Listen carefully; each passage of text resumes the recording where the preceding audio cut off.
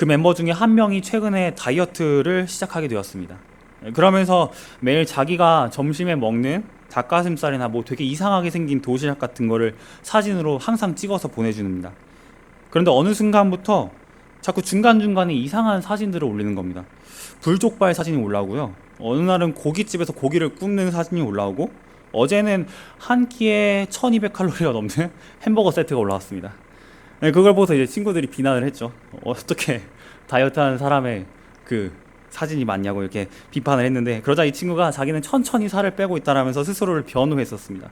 이 친구의 아주 그럴듯한 대답을 들으면서 저는 혼자 속으로 역시 다이어트는 입으로만 하는 것이라는 것을 다시 깨달을 수 있었는데요. 그런데 한편으로는 이 친구의 마음이 조금 이해도 갔었습니다. 세상에 얼마나 먹을 게 맛있는 게 많은데 어떻게 닭가슴살만 매일 먹으면서 살 수 있을까요? 그리고 저도 이제 다이어트를 해본 입장이다 보니까 좀 더 그게 이해가 가더라고요. 제가 한 21살에서 22살 때쯤에 제 몸이 이제 굉장히 심하게 부패한 상태에 있던 적이 있었습니다.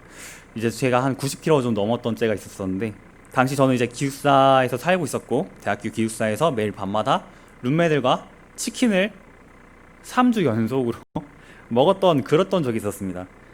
이 치킨을 먹는다라는 게 그냥 즐거움을 떠나서 나중에는 습관처럼 되더라고요. 그래서 살이 굉장히 급격히 찌는 시간이 있었었는데, 저는 이제 불어나는 제 몸을 보면서 그게 제 몸에 되게 좋지 않다라는 것을 알고 있었습니다. 매일 아침에 일어날 때마다 속도 막 부대끼고 하니까 이게 도저히 몸에 건강하지 않다는 것을 너무 잘 알겠더라고요. 그런데 멈출 수가 없었습니다. 옷이 점점 맞지 않아서 더 큰 옷들을 계속 삼에도 불구하고 멈출 수가 없더라고요. 왜냐하면은 이 맛의 즐거움은 칼로리에 비례한다라는 말이 있습니다. 그래서 고칼로리 음식이 맛있다라는 게 있는데, 이 맛을 도저히 포기할 수가 없겠더라고요. 그래서 저는 몸이 상하는 걸 알면서도 불구하고 계속해서 이 즐거움을 누렸었는데요. 이렇듯 제 친구의 되게 이상한 다이어트와 그리고 저의 이 경험에 교집합해서 제가 찾은 것은, 우리가 인정하든 인정하지 않든 사람은 살면서 내게 만족감을 주는 행동이 무엇일지를 늘 고민한다라는 것입니다.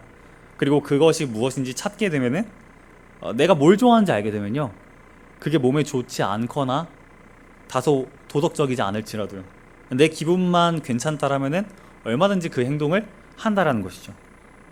오늘 본문 속 이스라엘 백성들도 그러한 사람들이었습니다. 다이어트를 해야 된다는 것을 알고 있음에도 햄버거를 먹는 제 친구처럼 이들은 하나님을 예배해야 된다는 사실을 알고 있음에도 불구하고 하나님을 저버립니다. 왜냐하면 하나님께서는 더 이상 이들에게 어떤 만족이나 즐거움이나 기쁨이 되지 못한다라고 이스라엘은 생각했기 때문이죠. 우리 8절에서 9절 말씀 함께 읽도록 하겠습니다. 시작. 곡식과 새 포도주와 기름은 내가 그에게 준 것이요 그들이 바알을 위하여 쓴 은과 금도 내가 그에게 더하여 준 것이거늘 그가 알지 못하는도다. 그러므로 내가 내 곡식을 그것이 익을 계절에 도로 찾으며 내가 내 소표 그것이 맞들 시기에 도로 찾으며 또 그들의 벌거벗은 몸을 가릴 내 양털과 내 삶을 뺏어으리라. 하나님께서는 이스라엘에게 그들이 쓸 수 있는 모든 것들을 제공하십니다. 마실 것, 먹을 것, 입을 것, 그리고 금과 은, 이 모든 것들을 하나님께서 더하시죠. 그런데 이스라엘은 지금 하나님께서 주신 것들을 갖고서 바알을 위해서 사용하고 하나님을 완전히 외면하는 모습을 보이고 있습니다. 마치 하나님께서 내게 주신 것이라고는 하나도 없는 것처럼 말이죠. 조금도 감사하지 않고요, 하나님을 경배하지 않는 되게 배은망덕한 사람의 모습을 아주 잘 보여주고 있습니다. 그리고 성경은 이러한 영적인 배신이 얼마나 무서운 대가를 초래하는지 똑똑히 기록을 하고 있는데, 우리 말씀 두 구절 이제 함께 살펴보기 원하는데, 먼저 신명기 7장 13절 말씀 함께 읽도록 하겠습니다. 시작. 곧 너를 사랑하시고 복을 주사 너를 번성하게 하시되 내게 주리라고 내 조상들에게 맹세하신 땅에서 내 소생에게 은혜를 베푸시며 내 토지 소산과 곡식과 포도주와 기름을 풍성하게 하시고 내 소와 양을 번식하게 하시리니. 하나님께서 이스라엘 백성들에게 이제 주신 재물들은요, 그들을 사랑하셔서 축복하시기 위해서 주신 것이었습니다. 그리고 그 이유는 바로 그들과 맺은 언약 때문이었는데, 이 언약이라는 것은 쉽게 말하면 계약 같은 겁니다. 그러니까 반드시 쌍방적이죠. 예를 들어서 이제 지난주에 정 목사님이 설교를 하시면서 기억하실지 모르겠지만 이제 건물주 얘기를 하셨죠. 제가 경제에서 패배했었었는데 건물주 얘기를 하시면서 이제 정 목사님은 가게 주인이 되었고 저는 알바생이 되었습니다. 그러면은 이제 정 목사님은 저에게 정당한 페이를 지급을 해야 되고 저는 정당한 노동을 해야겠죠. 이것이 쌍방 간의 의무입니다. 마찬가지로 언약도 서로 간의 의무를 이행해야 합니다. 안 그러면 언약이 파괴되기 때문이죠. 그런데 지금 이스라엘 백성들은 자기의 의무를 내팽개치면서 언약을 파괴하겠다라고 말을 한 겁니다. 바알이 주는 즐거움이 무엇인지는 잘 모르겠지만 그것을 일단 쫓아서 하나님을 저버린 것이죠. 성경은 이 이스라엘의 잘못처럼 언약이 파괴되었었을 때 그때 이스라엘에게 어떤 징벌이 가해지는지도 기록을 하고 있는데, 이어서 신명기 28장 15절 말씀 우리 함께 읽도록 하겠습니다. 시작.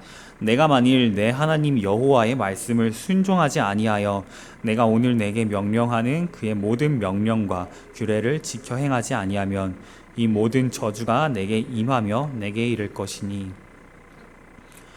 이때 등장하는 저주들은 하나님께서 주신 것들을 다시 되돌려 가져가시는 것을 의미합니다. 이스라엘은 더 이상 하나님과 동행할 수 없고 이 땅에서 살아가기 위해 필요한 모든 것들을 이 땅에서 하나님께로부터 배급받을 수 없으며 이제 그냥 죽기만 기다려야 한다라는 것을 의미하는 것이죠. 끔찍한 일입니다.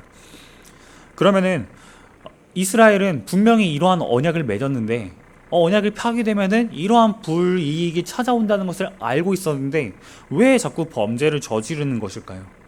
왜 이스라엘은 하나님을 외면하고 하나님께서 주신 것을 오히려 우상에게 쏟아붓는 것일까요? 저는 그것이 그들 안에 있는 어떤 갈증과 오해 때문이라는 것을 본문을 보면서 좀 발견할 수 있었었는데, 지금보다 더 나은 삶을 살고 싶다라는 지금의 삶보다 더 만족스러운 삶을 살고 싶어하는 인간의 그 너무나 당연한 갈증과, 하지만 그것을 하나님께서는 이루어줄 수 없을 것 같다라는 어떤 오해가 이스라엘로 하여금 바알을 섬기도록 한 것이죠.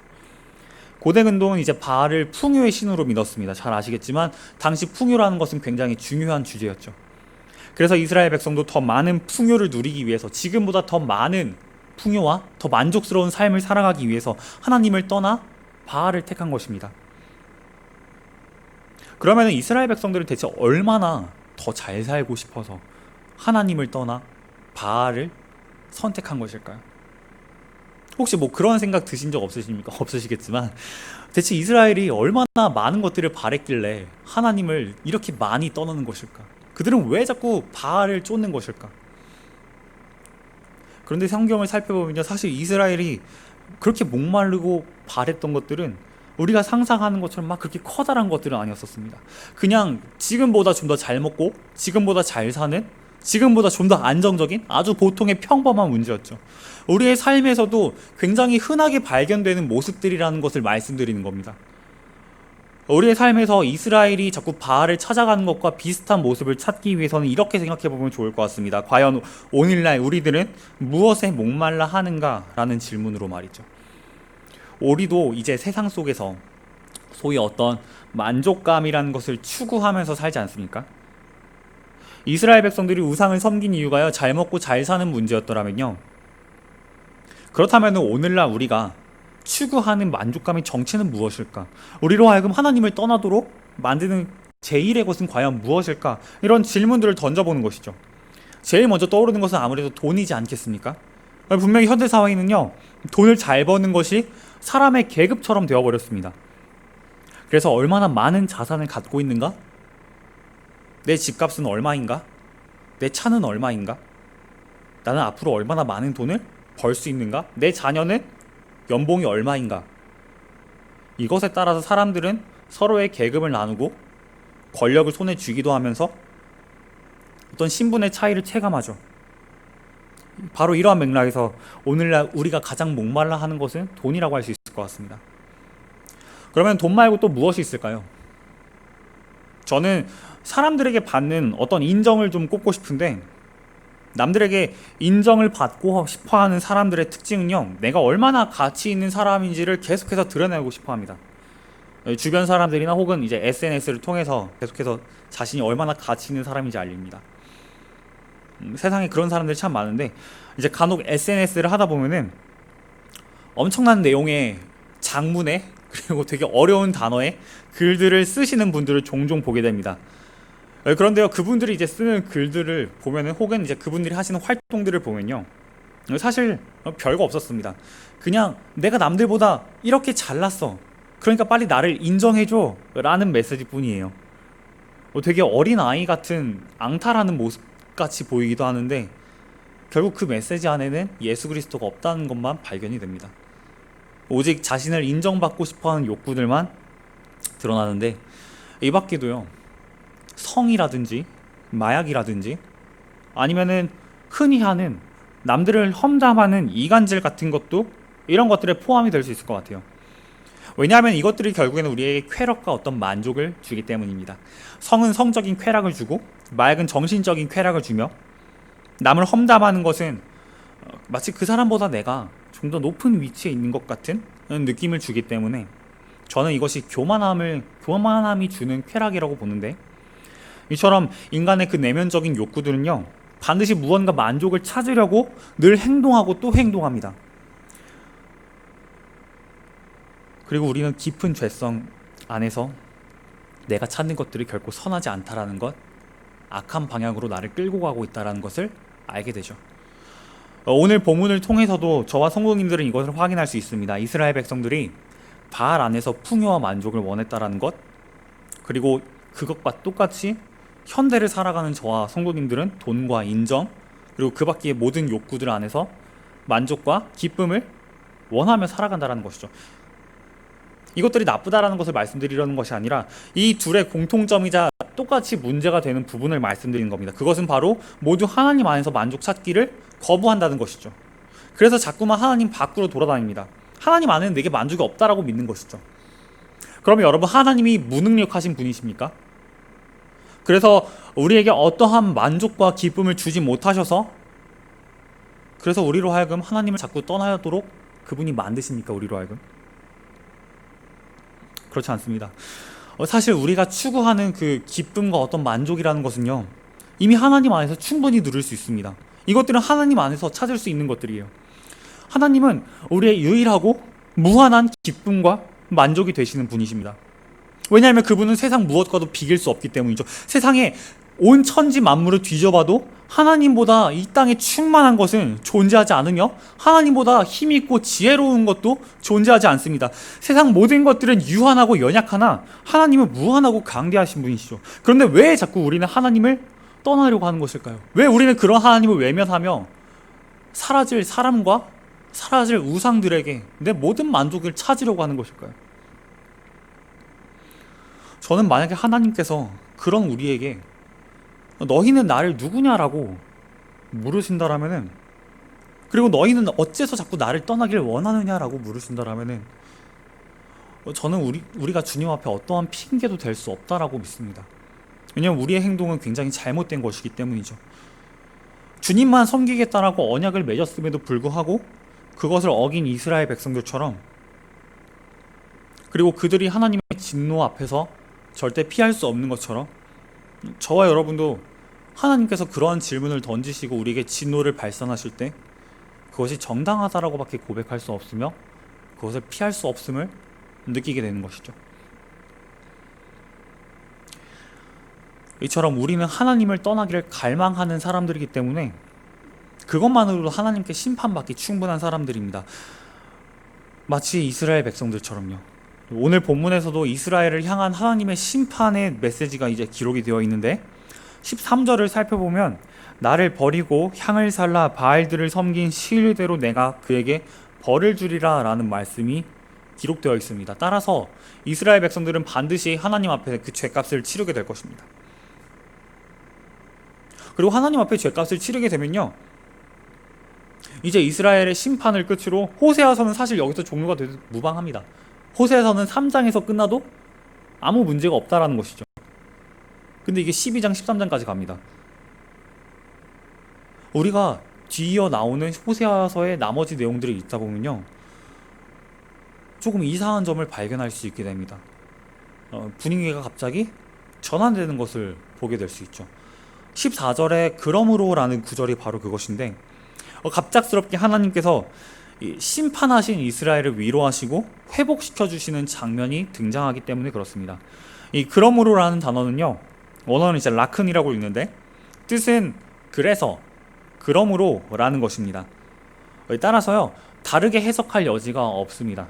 그러므로는 그러므로입니다. 그러나라든지 아니면 그럼에도 불구하고라든지, 하지만 뭐 이렇게 해석할 게 아니라 그러므로라고 이제 연결이 되는 것이죠. 그러면요, 여러분, 하나님이 심판하겠다고 말씀하시고 그러므로가 나오면은 뭐 이스라엘이 멸망당하고 얼마나 피폐하게 살았는지 그 심판의 결과가 나오는 게 당연합니다. 그런데 하나님께서 회복을 말씀하세요. 너무 이상하지 않습니까? 저만 이상한가요? 왜 하나님께서는 심판하겠다고 말씀하신 이스라엘 향해서 갑자기 구원하시겠다고 말씀하시는데 그게 왜 당연한 것일까요? 어떤 성경학자들은 이렇게 말을 하기도 합니다. 이것이 하나님의 당연한 성품이기 때문이다 라고 말이죠. 네, 하나님이 원래 그런 분이라는 겁니다. 이해할 수 없는 분이라는 것이 아니라, 우리가 하나님을 떠나서 우상을 향하고 우상이 주는 만족감을 얻기 위해서 살아갈 때 주님께서는 그런 우리를 징계하시지만 그럼에도 불구하고 다시 회복시켜 주시는 분이기도 하다라는 것을 말하는 것입니다.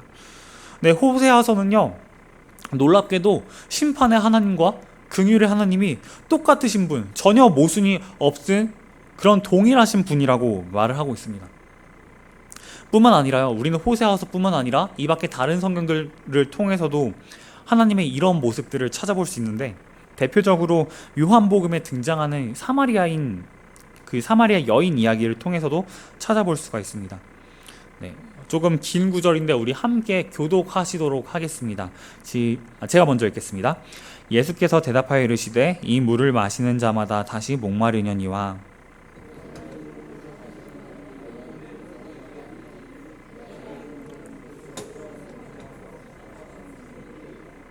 여자가 이르되 주여 그런 물을 내게 주사 목마르지도 않고 또 여기 물 기르러 오지도 않게 하옵소서. 여자가 대답하여 이르되 나는 남편이 없나이다. 예수께서 이르시되 내가 남편이 없다 하는 말이 옳도다.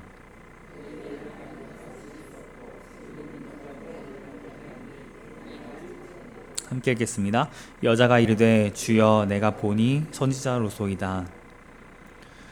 예수님께서 사마리아 여인에게 이제 하시는 말씀의 내용입니다. 내가 너희의 영원한 만족이 되어서 다시는 이 뜨거운 낮 시간대에 네가 물을 길지 않아도 되도록 해주겠다라는 대답이 바로 이 본문입니다. 그러자 여인이 그럴 수 있는 물을 달라라고 말을 하죠. 그러면 예수님께서는 이 물은 바로 나를 믿는 것이다 라고 이제 말씀을 하셔야 되는데, 주님의 대답이 조금 이상합니다. 내 남편을 불러오라고 말씀하시지 않으십니까? 그것도 심지어 남편이 없다라는 사실을 알고 계십니다. 그럼에도 불구하고 남편을 불러오라고 말씀하시죠. 왜 그러냐면요, 이 여인에게는 그 전에 5의 남편이 있었습니다. 그리고 현재도 남자와 함께 살고 있습니다. 그 남자와는 결혼하지 않았습니다. 무슨 말이냐면요, 그동안 이 여자에게 만족을 주던 것은 남자였다라는 것입니다. 이 여인에게 만족을 주던 생명수가 남자라는 것이죠. 남자 없이는 이 여자가 도저히 살아갈 수가 없었던 것입니다. 그리고 사람들이 그런 자신을 흉보는 것을 너무나 잘 알고 있었기 때문에 이 여인은 물을 아무도 길지 않는 그 너무나 뜨거운 낮 시간대에 홀로 몰래 나와서 매일같이 물을 걷던 것이죠. 주님께서 말씀하시고자 하시는 것이 이런 것입니다. 너는 사람들에게 조롱받는 것이 두려워서 일부러 낮 시간대에, 사람들이 없는 이 시간대에 물을 기르러 오는구나. 하지만 그럼에도 불구하고 너는 여전히 남자에게서 만족을 얻고자 하는구나. 네 삶이 고통스러움에도 불구하고 너는 여전히 그 만족을 놓지 못하는구나. 이제 내가 더 이상 너로 하여금 남자에게 의지하지 않도록 하겠고, 또 네가 남들을 피해서 물을 몰래 기르는 것이 아니라 남들과 함께 안전한 시간에 물을 기를 수 있도록 너의 마음에 완전한, 너의 영원한 만족과 해갈이 되어주겠다라는 그런 메시지인 겁니다. 주님께서는 그녀의 문제가 무엇인지 정확하게 아셨고 그녀가 원하는 것이 무엇인지 정확하게 알고 계셨습니다. 그리고 그것이 하나님께서 주실 수 있는 만족만으로 해결될 수 있다는 것을 말씀하시면서 또한 죄인을 찾아오시는 당신의 긍휼하심을 보이시면서 하나님이 어떻게 죄인에게 만족을 더해 주시는지를 분명하게 보여주십니다. 그러자 이 여인은요, 자신이 그토록 피하던 마을 사람들을 향해서 자신이 나아갑니다. 그리고 예수 그리스도께서 이 땅 가운데 오셨다라는 그 기쁨의 소식을 전하게 되죠. 왜냐하면 이제 그녀의 기쁨과 즐거움과 만족은 썩어질 우상이 아니라, 문제되는 남자가 아니라 영원하신 하나님이 되었기 때문입니다. 이 사마리아 여인에게 임한 하나님의 은혜가요, 오늘 말씀과 완전히 똑같지 않습니까? 하나님께서는요, 이스라엘 백성들이 계속해서 바알을 찾아가지만 그들이 원하는 것이 무엇인지 정확하게 알고 계셨습니다. 그리고 또 죄인들을 향해서 먼저 찾아가시는 긍휼의 은혜도 베푸시죠. 23절을 살펴보면요, 제가 읽도록 하겠습니다. 내가 나를 위하여 그를 이 땅에 심고 긍휼히 여김을 받지 못하였던 자를 긍휼히 여기며 내 백성 아니었던 자에게 향하여 이르기를 너는 내 백성이라 하리니 그들은 이르기를 주는 내 하나님이시라 하리라 하시니라. 이런 말씀이 있습니다.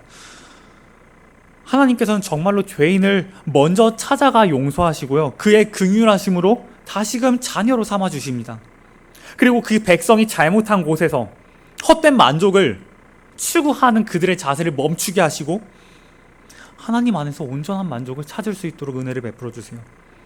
그래서 오늘 본문이 되는 14절에서 23절까지를 살펴보면요, 하나님께서는 이스라엘과 무너졌던 부부의 관계를 회복시켜 주시고 땅의 소출을 회복시켜 주시며 마치 과거의 광야에서 이들이 하나님과 처음 언약을 맺었던 그때처럼 영적으로 죽은 하나님을 모르는 이 민족들에게 다시 생명을 불어넣어 주시고 당신의 백성으로 삼아 주십니다.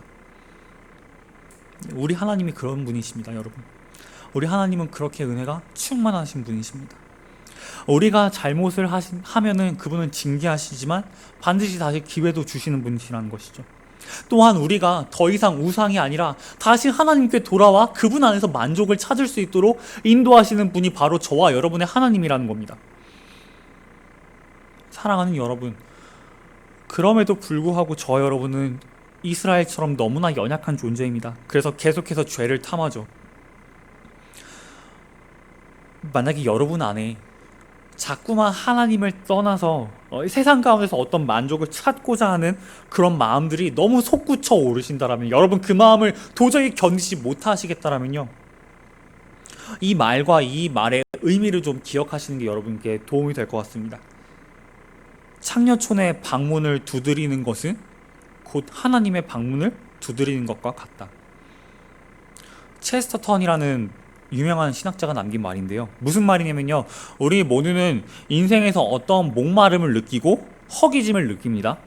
그래서 그걸 채워줄 수 있는 어떤 우상을 따라가죠.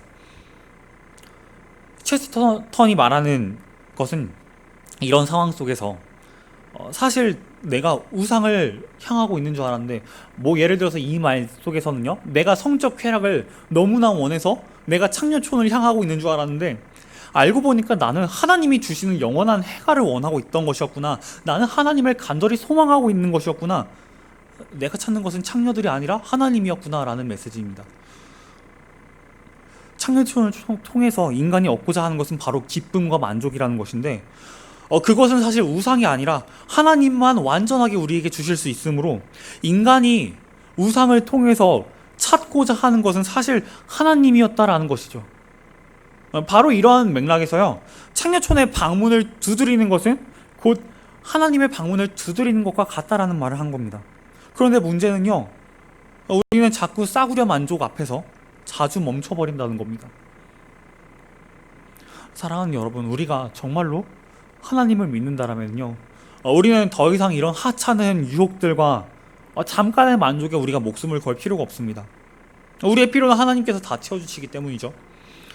오늘 본문 속에서도 계속해서 등장하지 않습니까? 그렇게 필요를 채워주시는 하나님의 모습이. 따라서 혹시 여러분 가운데요, 여전히 우상을 향한 그 갈망이 멈추질 못하겠는 분들이 계시다면요, 이 체스턴의 말과 그 말의 의미와 오늘 본문에 등장한 하나님의 긍휼하심을 떠올리시면서 주님만이 여러분의 영원한 만족을 줄 수 있는 분이라는 사실을 전적으로 여러분 신뢰하시길 바랍니다. 이제 설교를 맺겠습니다. 이스라엘 백성들은 하나님을 떠났습니다. 왜냐하면은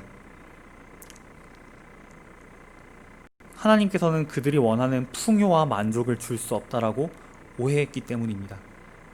그래서 그들이 믿는 풍요를 줄 수 있을 것이라고 새롭게 생각하는 바알에게 가서 절을 하죠. 그러나 하나님께서는 이것을 원치 않으십니다. 그리고 그것에 합당한 징계를 반드시 내리시죠. 우리의 모든 필요와 만족이 하나님께 있기 때문에 그분은 우리가 다른 것을 섬기는 것을 절대 원하지 않으십니다. 그러나 우리의 모든 필요와 만족이 하나님 안에 있기 때문에 하나님께서는 우리에게 다시 긍휼을 베푸십니다. 넘치는 긍휼로 우리의 죄를 용서하시고 우리의 상처를 싸매어 주시고 우리의 신분을 다시 하나님의 자녀됨으로 온전히 회복시켜 주십니다. 그래서 우리로 하여금 당신 품 안에서 영원한 그 만족과 해갈을 느끼도록 은혜를 베풀어 주십니다. 우리를 사랑하기 때문에요. 따라서